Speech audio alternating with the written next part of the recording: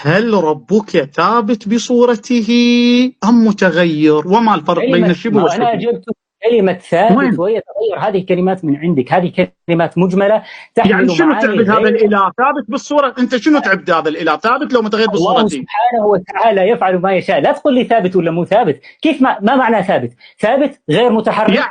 ما معنى لا ثابت؟ لا ما جاي تفهم. بعد حدان ما فاهم متحرك. أنت تقول لي لا ثابت ولا متغير؟ لا الله سبحانه وتعالى إذا قصدت بالتغير أنه يفعل ما يشاء، فالله سبحانه وتعالى شيخ أنت ما فاهم السؤال مولاي العزيز حبيبي، ما فاهم السؤال والله.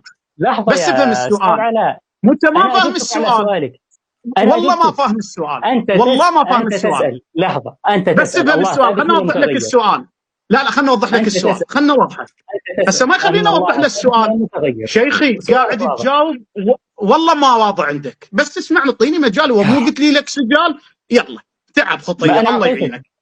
طيب اخواني، انا ما موضوع يتحرك لو مو متحرك، الصوره شكله هو ثابت لان انت مسالتك الصوره، انت من اهل العلم، لان تعرف الصوره الشكل والهيئه. خب ما حاجه ان اقول لك ثابت لو متغير بالحركه، لانك عالم.